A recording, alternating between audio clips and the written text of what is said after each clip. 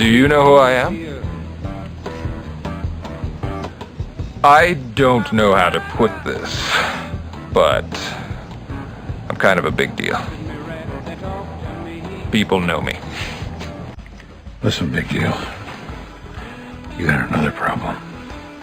Women always figure out the truth. Always. This is so nuts. I mean, listen to what you're saying. It's paranoid delusion. It's really sad. It's pathetic. Am I? Or am I so sane that you just blew your mind? That is the weirdest thing you have ever said. It's the Al Travis Show. We have a lot of fun when we can. We want to get serious when we do get serious. I'd like to throw this out here. The next half an hour or so, we're going to chat with Erich Mische, the guy who runs S.A.V.E, Suicide Awareness Voices of Education. A lot of stuff in the press lately, including an op-ed by him. If you feel anything we say today hits you weird anytime throughout the week, whenever, you can either call or text 988. Can we preface it with that? Mr. Mische, thanks for being here. Al, thank you, and thanks for prefacing that conversation with that. That's good information for people to have every single day. Always, absolutely. Well, and we're gonna, and again, I don't think saying the word suicide makes anybody suicidal. That's not my point. But we're gonna spend 20 minutes here really going through some numbers and stuff. And I every one of you matter. Any kind of weird feeling, 988 is your number. Out in the Star Trib this week, suicide deaths have plateaued in Minnesota, slowing to a 2-decade climb. Sounds like good news. You know, I read it. I suppose it could be worse news. But we're in the 800s every year. 800 Minnesota. I'm sorry, I was stunned by that number. 813, I think it was last year. That's huge. Yeah, that number is huge. And, let me first start out by saying it, as I wrote in a follow-up piece in the Star Tribune to that article. That's good news, right? But it's a milestone. It's not the goal. And for every family or someone who's lost someone to suicide, that's not a lot to sit there and say that's great news, right? What we want to do is to continue to drive that number lower. It begs lots of questions, right? It begs questions about, given all the efforts that are being done in this space, is it making the kind of impact that we want to see? Is it making that impact fast enough? And I'll tell you that, this is an issue I wrestle with on a daily basis, right? Sure. This coming August, I'll have been in this role for 2 years. I'm the kind of person that thinks 2 years ought to be a long time to be able to make a difference, right? I can look at those numbers, I can look at that statistics and data and say, that's positive, that's good news. But I can also look at this and say, you know what, we still got to do work, right?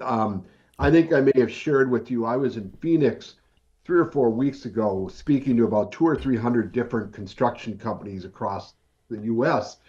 And these are all folks whose primary job and role is to deal with kind of safety issues in the workplace, right?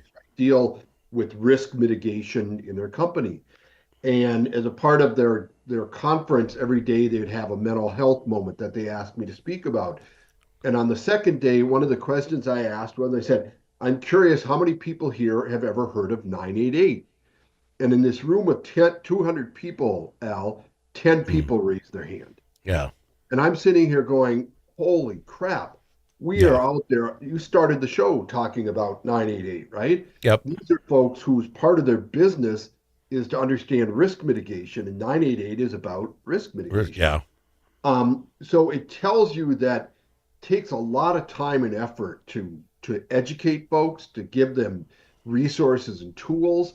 And I think there's other things that we can do. And I laid that out in my op-ed piece that involved getting legislators to be more active in this, to make sure that we've got the right amount of funding to provide resources to teachers, not another unfunded mandate. And the other piece is we've got to start talking to kids about suicide earlier than ever before. As uncomfortable as that may make anybody feel, the reality is that the highest rate of increases in suicidal ideation and suicide in this country is with preteen youth.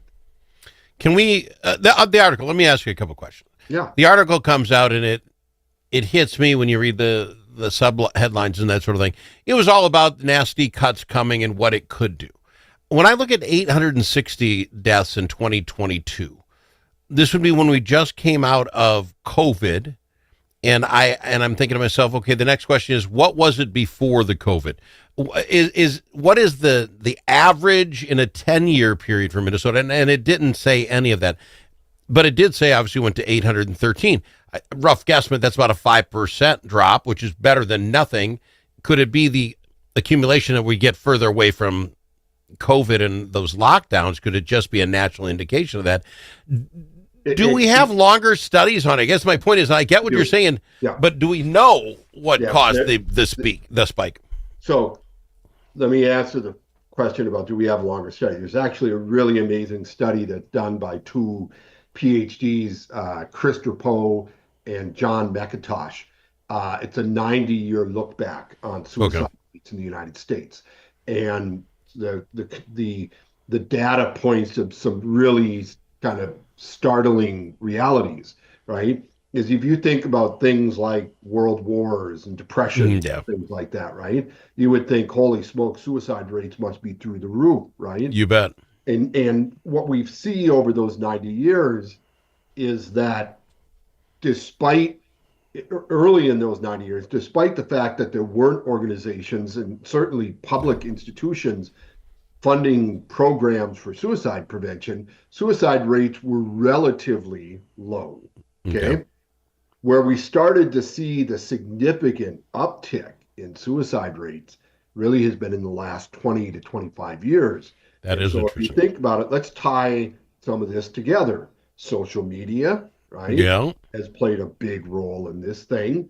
So there are a lot of different factors, and that's why I'm saying even the news that there's a plateau over the last 2 years being positive news, it is not consistently sustainable, right? Yeah. The goal here has to be a consistent, sustainable downward curve. Absolutely. Right? Yeah. And do I think that cutting social safety nets and programs for mental health and things like that help things? No. Do I think you can point to those by themselves and say, well, cutting all those programs are going to result in higher rates of suicide? You know what? I would argue that probably yes, but also is not addressing the harms that we're seeing inflicted upon. Well, and the original issue, if there was no suicide, you wouldn't need any of the programs. So let's get down to the root cause and why this is happening. My point being, I guess it's interesting when you talk like that. I would have thought with today's society, me running, talking for everybody, we're so much more accepting now than we were 20 years ago. Yeah. You know what I'm saying? And I say this on an outside look, an old man I'm not all over the internet. It's not my gig, but it seems like we're accepting of a lot more things now than we ever were. So that should help. But then you brought up the digital stuff 20 years.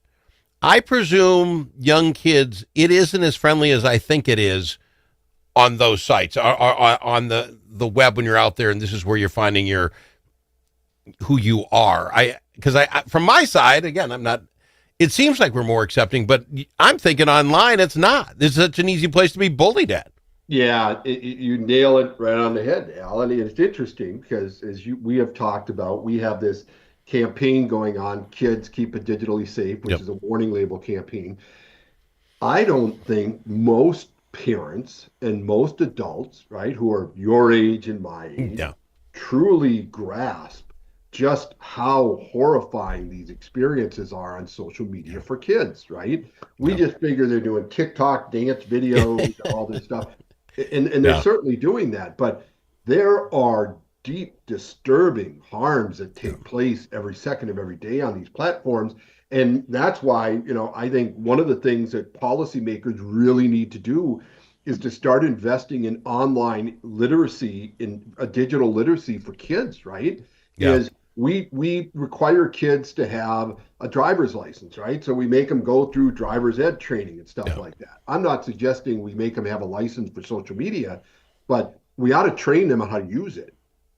Well, I think school has changed almost 100% since I was in school, but this should definitely be something that when these kids are starting to get phones in third, fourth grade, to have classes that say, hey, by the way, not everybody who says, I'm Tom, I'm your age, is Tom your age. You got to be careful out there. I've got to go to break. And I think the thing that, not all this doesn't hit me, again, 988 if you have an issue, the number, even though it's plateaued, huge number. I was shocked by that number, and we can discuss more if you want. But I think the other thing is you go to a group of 200 people and 10 understand what 988 is. And I'm going to tell you on this program how many people know what Keep It Digitally Safe even is. And again, myself, I would have thought things were better online, but if you really think about it, it's not. We got to start busting down some of the bigger plateaus. We'll do that after this. I've got him. He's Erich Mische. He's the head guy at S.A.V.E. S.A.V.E..org. Again, any of this hitting you, call 988. If it's your turn to host a game, Grandpa's Barbecue suggests you try something different. Put out the perfect barbecue flavor of Grandpa's Barbecue. Add it to your ribs, dip the meatballs, or drench your wings in the original flavor of Grandpa's Barbecue. It isn't too hot or spicy, fruity or smoky or whatever. Grandpa's Barbecue. Available in select stores and online at grandpasbarbecueshop.com. There are many ways to explore Alexandria. Some like to experience the outdoors and all the fun winter in Minnesota can provide. Pick your favorite way to get in touch with nature. Others like to explore downtown in the warm comfort of a boutique or gathered around a table with friends. You can do all of that or relax and do nothing at all. Come explore Alexandria. Start planning at explorealex.com.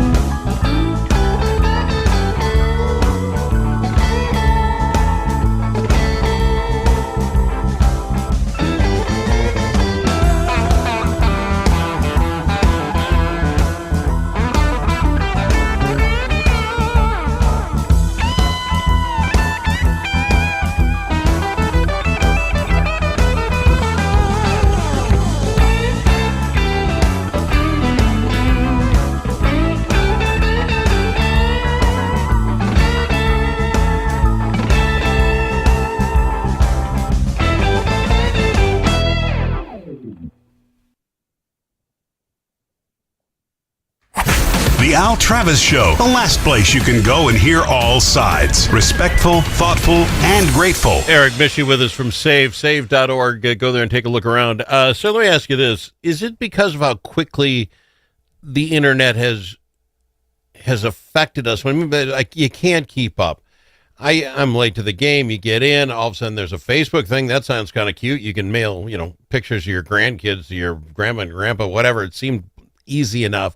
Then you hear all this stuff where young ladies are sending bad pictures of themselves to boyfriends and they're sharing it. And it's like, that was a big thing for a while, but now, of course, because I'm not in this world, oh, that must have stopped. You don't hear anything about it again. Then there's TikTok. Well, these kids like to dance on it. Well, then all of a sudden you find out the Chinese are zooming into our kids' head. It's just going so. This all in 20 years. I'm not a digital expert.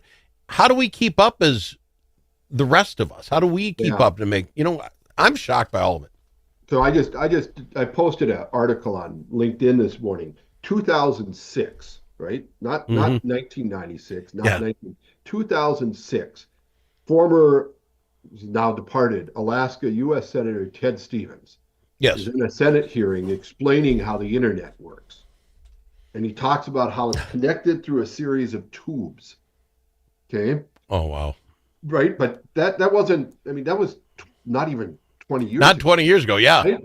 So it tells you that policymakers at all levels, right? Their understanding and grasp of technology is really finite. And that doesn't mean they're stupid. It doesn't mean they're dumb. Legislators by their very nature are generalists, right? They know a lot about, a little bit about a lot of things, yeah. And so technology advances at such warp speed that the only people who really know about how technology works are the people who create it, right? Mm-hmm. And so you and I, right? I have a speech communication degree. I only know how to do two things. I can type and I can talk, right? The idea that I'm supposed to be an expert on algorithms and how technology works is an absurd notion. The idea that vast majority of parents should have to be able to figure out is an absurd notion. That's why we need policymakers and we need people who surround them who are experts to be able to give solid public policy advice that is free from the restraints of profit motives and personal gain, right? Sure. And that's why when we look at social media, right?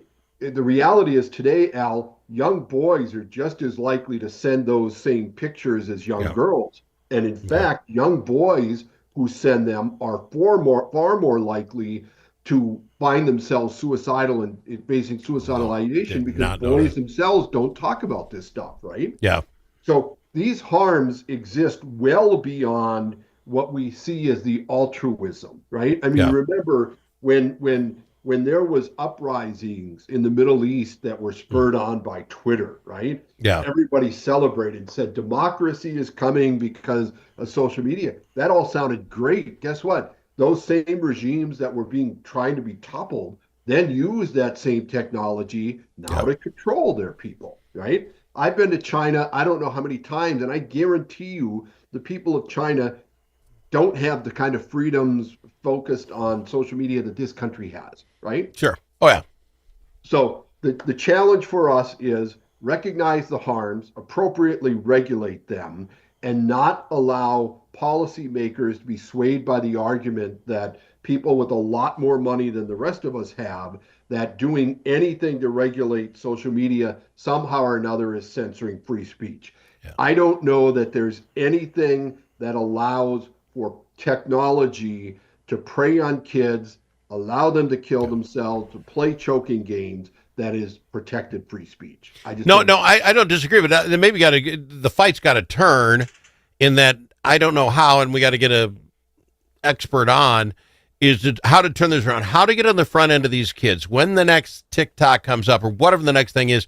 It is run by somebody who cares enough that you use it against suicide. That if it's subliminal messages that pop up and say, hey, if you're not okay, dial 988. Somehow we've got to get to a point where everyone accepts, oh, yeah, it's not cool to even talk like that. It's not cool to think like this. You've got to get help if you think, and start infiltrating it on the digital. Digital's not going anywhere. Yeah, and I'll say this, Al, is the federal government right now in the big tax bill that they're fighting about, there's a provision in there that would provide a 10-year moratorium on states being able to do anything to regulate AI. I think that is a colossal mistake. 10 years? They're going to be in Mars in 10 years. That's ridiculous. Yeah. Completely. And here's the thing. I think AI has the potential to make a significant impact in suicide in this country. We're not even close yet to understanding how that can happen. And yet we have chatbots and AI-generated chatbots that are out there being sold to people that it's a great therapy, it's a great behavioral tool. And I got to tell you, right now, we're nowhere near allowing those things to be out there in the world without better regulatory oversight, without a better understanding of the harms and risks. We've already seen some of these AI chatbots tell kids to go kill themselves. Oh, but no, I don't see it that way. Mine was, and I don't know that the world will never let me do this, but if you can tell me when I type in on Facebook, I want a hat, and all of a sudden I get every hat commercial known to mankind for forever, that somebody's obviously watched, you can't do the same thing. And when these phrases get typed in, we know a child is having an issue, right? Somebody, and I don't know what some psychiatrists would come up with it, but then there's intervening. Then it's like, oh, this came up. We should watch this young child. Does he say it more than one time? I know that's Big Brother-ish, but in a situation like this, I don't know that I couldn't work myself around it. So there are companies working on that. We've talked to them. We've been in conversations with a lot of those companies because they're out there trying to perfect it. But that's why I'm saying, trying to perfect it. It's not there yet, right? Those kind of tools are needed. They're necessary. I think they'll make a difference. All right, I'm completely out of time. Erich, love having you in the program. You know that. It's S.A.V.E, Suicide Awareness, Voice of Education, S.A.V.E..org. Any of this, again, hits your ear weird, 988 is the number to call or text. I appreciate you, sir. I really do.